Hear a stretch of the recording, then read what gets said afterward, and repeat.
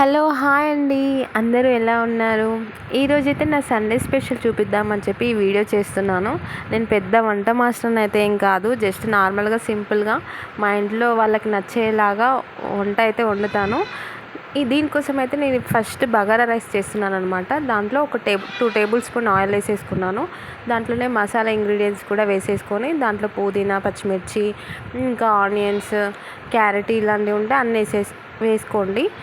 వేసిన తర్వాత దీంట్లోనే కొంచెం అల్లం వెల్లుల్లి పేస్ట్ కూడా వేసుకోవాలన్నమాట. ఇది కూడా వేసి పచ్చివాసన పోయే వరకు ఫ్రై చేసుకోవాలండి. మనం ఆనియన్స్ వేసిన తర్వాత అల్లం వెల్లుల్లి పేస్ట్ వేయాలి. ఇది కొంచెం పచ్చివాసన పోయే వరకు ఒక 2 మినిట్స్ వరకు ఫ్రై చేసుకోండి.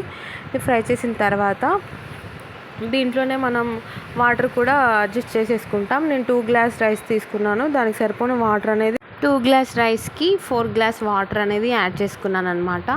వాటర్ వేసిన తర్వాత మనం సాల్ట్ కూడా దాంట్లోనే అడ్జస్ట్ చేసేసుకుంటాం. సాల్ట్ సరిపోనే వేసుకోవాలండి. మేమైతే కొంచెం సాల్ట్ తక్కువనే తీసుకుంటాం అనమాట. మరి అంత ఎక్కువ నేనైతే రైస్లో యాడ్ చేయను. బగారాలో మాత్రం తప్పదు కదా, అందుకని యాడ్ చేశాను అనమాట. అప్పుడైతే టేస్ట్ బాగుంటుంది. ఇలా మనకి బగారా రైస్ వాటర్ మరుగుతున్నప్పుడే మనం అందులో రైస్ అనేది వేసేసుకోవాలన్నమాట. ఒకసారి కలుపుకొని మూత పెట్టేసుకొని పక్కన ఇంకో గిన్నెలో మటన్ కర్రీ చేస్తున్నాం. ఇప్పుడు 3 టేబుల్ స్పూన్ ఆఫ్ ఆయిల్ వేసుకోవాలండి. ఎందుకంటే నాన్ వెజ్కి ఎప్పుడైనా సరే ఆయిల్ ఎక్కువ ఉంటేనే బాగుంటుంది. దీంట్లోనే మనం పచ్చిమిర్చి, ఆనియన్స్ కూడా వేసుకొని దాన్ని కొంచెం ఎక్కువ ఫ్రై చేయాల్సిన అవసరం లేదు. వేసేసి దాంతోపాటు పుదీనా, కొత్తిమీర కూడా వేసుకొని కొంచెం ఒక టేబుల్ స్పూన్ అల్లం అనేది వేసుకోవాలన్నమాట. ఇది కొంచెం పచ్చివాసన పోయే వరకు ఒక 2 మినిట్స్ వరకు ఫ్రై చేస్తే సరిపోతుంది. ఎక్కువ ఫ్రై చేయాల్సిన అవసరం లేదు. ఇలా ఫ్రై అవుతున్నప్పుడే మనం నీట్గా శుభ్రం చేసి పెట్టుకున్న మటన్ కూడా దీంట్లో యాడ్ చేసుకోవాలన్నమాట. మనకి ఇక్కడ బగారా రైస్ కూడా అయిపోతుంది మాటల్లో.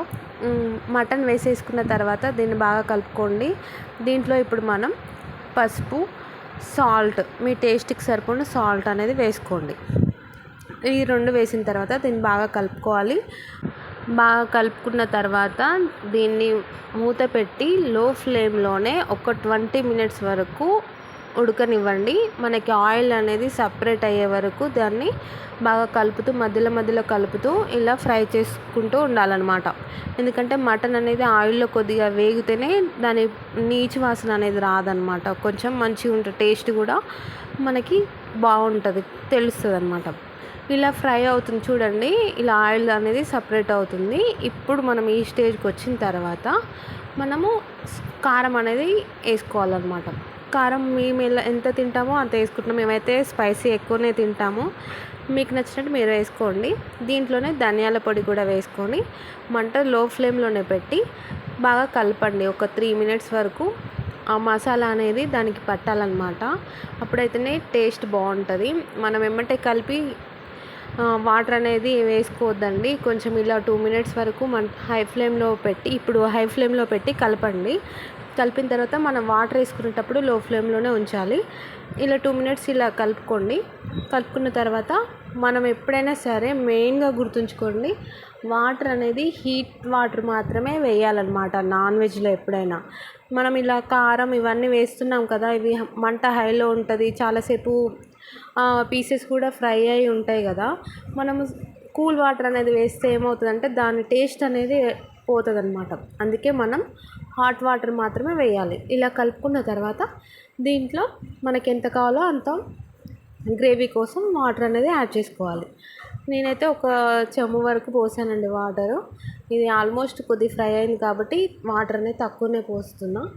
ఇలా పోసేసి ముక్కలు మాత్రం ఇలా చెంచాతో కలపకండి, మొత్తం వాటర్ పోసి అలా వదిలేసేయండి. ఎందుకంటే దానికి పట్టిన మసాలా, కారం అనేది పోతుంది అనమాట.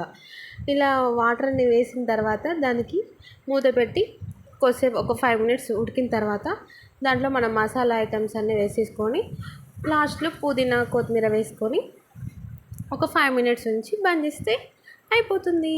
అంతే, ఇదే అండి నా మటన్ కర్రీ. టేస్ట్ మాత్రం చాలా బాగుంటుంది. ఒకసారి ట్రై చేయండి. లాస్ట్లో టేస్ట్ మాత్రం సూపర్గా ఉందండి. బగారా రైస్ ఇంకా మటన్ కర్రీ మాత్రం నెక్స్ట్ లెవెల్లో ఉంది. ఒకసారి మీరు కూడా ట్రై చేసి టేస్ట్ ఎలా ఉందో చెప్పండి. నా వీడియోస్ మాత్రం వ్యూస్ వస్తున్నాయి కానీ సబ్స్క్రైబర్స్ రావట్లేదు. కొంచెం ప్లీజ్ సబ్స్క్రైబ్ చేసుకోండి అబ్బా. సబ్స్క్రైబ్ చేసుకొని ఒక లైక్ కూడా చేయండి. ఇలాంటి వీడియోస్ చాలానే వస్తాయి. చూడండి ఎంత టేస్టీగా ఉందో. మీ టేస్ట్ చేస్తే మీకు ఖచ్చితంగా తెలుస్తుంది. ఓకే అండి, అంతే ఇంకా నా వీడియో. Bye bye.